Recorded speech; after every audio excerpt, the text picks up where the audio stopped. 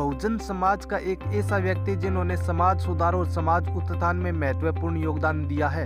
हम बात कर रहे हैं मास्टर भोमाराम बोस की, जो पेशे से अध्यापक है तथा काफी वर्षों से विभिन्न सामाजिक संगठनों में सच्ची निष्ठा व लगन से अपनी जिम्मेदारी का निर्वहन करते आ रही है। शिक्षा के क्षेत्र में इनका अमूल्य योगदान रहा है। साथ ही पीड़ित परिवारों की मानवीय दृष्टिकोण के आधार पर समय समय पर आर्थिक सहयोग भी करते आ रही है। मास्टर भोमाराम बोस की लेखनी में जादुई कला है, जिसे हर कोई पढ़कर अपने आप में सुधार करने का प्रयास करता है। सामाजिक कुरीतियां, कुप्रथाओं, नशा प्रवृत्ति आदि पर आपके आलेख बहुत ज्ञान व उत्साहवर्धक होते हैं। बाबा साहेब डॉक्टर भीमराव अंबेडकर के मूल मंत्र शिक्षा को साकार करने के लिए हर संभव प्रयास कर रही है। आपको बता दें कि पिछले दिनों 19 अप्रैल 2021 को मास्टर भोमाराम बोस की पत्नी सोनम का देहांत हो गया था। इस दौरान उन्होंने मृत्युभोज नहीं करके समाज को एक नया संदेश देने की कोशिश की तथा अपनी शादी की 30वीं सालगिरह पर अपनी पत्नी सोनम की स्मृति में मेघवाल शिक्षा एवं विकास संस्थान कल्याणपुरा में मेघवाल समाज बालिका छात्रावास में कमरा निर्माण हेतु 1,01,111 रुपए देकर कमरा बनाने की घोषणा की। इस रूप में अपनी पत्नी सोनम को श्रद्धांजलि अर्पित कर एक मिसाल पेश की है। बाड़मेर जिले के बलोत्रा उपखंड में गांव अराबा उड़ो के रहने वाले मास्टर भोमाराम बोस का भरा पूरा परिवार है, जिसमें 2 लड़के और 2 लड़कियां हैं। बड़ी पुत्री रेखा व बड़े पुत्र महिपाल बोस का विवाह कर दिया गया है। छोटे दोनों पुत्र पुत्री अजय व किरण अध्ययनरत है। कल्याणपुरा में बन रहे छात्रावास में संरक्षक सदस्य के रूप में सामाजिक साथियों के साथ मिलकर छात्रावास का निर्माण करवा रही है। इस छात्रावास में अगले शैक्षणिक सत्र में बालिकाएं रहकर अध्ययन कर सकेगी। भारतीय दलित साहित्य अकादमी बाड़मेर के जिलाध्यक्ष भी है।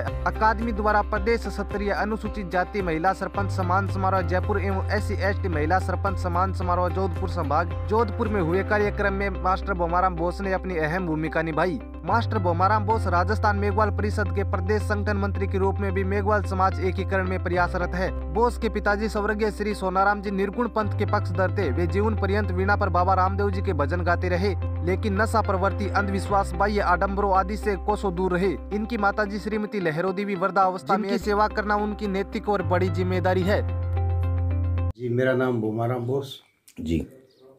मैं बाड़मेर जिले के एक छोटे सा गांव है अराबा जी, और जो जोधपुर से 50 किलोमीटर पे बाड़मेर सीमा का गांव है। वहाँ पे एक गांव से पास में ही मेरा खेत है और खेत में मेरी डाणी है, वहीं रहता हूँ। उसके साथ में डाणी में भी मैं एक सामान्य परिवार के रूप में ही रह रहा हूँ। गाय भैंस बकरी वगैरह रखता हूँ, यहाँ तक कि खेती भी करता हूँ। पैसे से मैं अध्यापक हूँ और करीब 30 साल की मेरी सरकारी सेवा हो गई है। मेरा बचपन से ही समाज सेवा से एवं सामाजिक गतिविधियों से लगाव रहा है। जब मैं 10वीं क्लास में पढ़ रहा था 87 में, और मैं बालोतरा में राजकीय समाज कल्याण छात्रावास में रहता था, तो वह 10वीं 11वीं और 12वीं 3 साल तक वहाँ मैं हॉस्टल का प्रेसिडेंट भी रहा हूँ। उसके बाद में मैंने जब जोधपुर में जयनारायण विश्वविद्यालय से BA प्रथम वर्ष में प्रवेश लिया था अर्थशास्त्र से, तो मैं वहाँ के जोधपुर के जो हमारे समाजसेवी थे आदरणीय, वो हमारे बीच नहीं है, दिवंगत भोमाराम जी सोडा, जो मेरे हॉस्टल में रूम पार्टनर थे, उनसे हमने बहुत कुछ सीखा। और उन्होंने मेरा हमारे यहाँ जोधपुर के श्रीमान लक्ष्मण जी बागराना साहब, देवगंत चंद्रमल जी नवल साहब, बाबूलाल जी चौरिया साहब एवं वरिष्ठ पत्रकार ND गुजराती साहब, स्वामी आत्माराम जी उपाध्याय जी, ऐसे लोगों से, महापुरुषों से जब उन्होंने मेरा परिचय करवाया, ये मेरा कॉलेज लाइफ का बात थी। और उस कॉलेज लाइफ में भी बाबा साहब के नज़दीक आया, और नागौरी गेट में जब बाबा साहब की मूर्ति को, ये मेरे लिए पहला अवसर था कि मैंने बाबा साहब की मूर्ति देखी थी 91 में जी, और वो भी नागौरी गेट जोधपुर में लगाई गई थी। और उस मूर्ति को लगाने में भी भारतीय दलित साहित्य अकादमी का बहुत बड़ा योगदान है। बाबूलाल जी चौरिया जी उस समय प्रदेश अध्यक्ष थे हमारे राजस्थान प्रदेश के, तो उन्होंने ही मतलब उस मूर्ति के लिए मतलब प्रयास किया था, और वो आज भी वो भव्य मूर्ति है जी। उसके बाद में मैंने, घर की परिस्थितियाँ ठीक नहीं थी, परिवार, मेरे पिताजी एक किसान मजदूर थे और लंबे समय तक वो बीमार भी रहते थे, तो मैंने फर्स्ट ईयर के बाद में मैंने BSTC के लिए अप्लाई की और मेरा चयन हो गया बाड़मेर में, और मैं BST के लिए बाड़मेर चला गया 3 साल के लिए। 91 से 93 में मैंने 3 में मेरी क्लियर हुई BSTC, और वहाँ पे मैंने 3 साल के लिए SC/ST छात्र संघर्ष समिति थी, उसका मैं सचिव रहा 3 साल।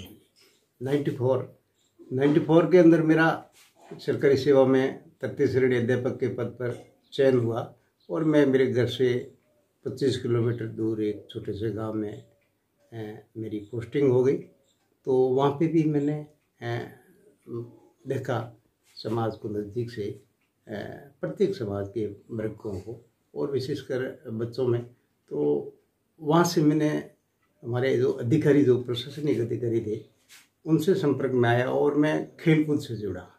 तो प्राइमरी स्तर से मैंने 94 से ही मतलब टीम बनानी शुरू की थी, खो खो है, जिम्नास्टिक, इस प्रकार की। और लंबे टाइम तक मतलब मेरी टीमें स्टेट के होते नहीं थे, डिस्ट्रिक्ट थे, और डिस्ट्रिक्ट में हम विनर रहते थे।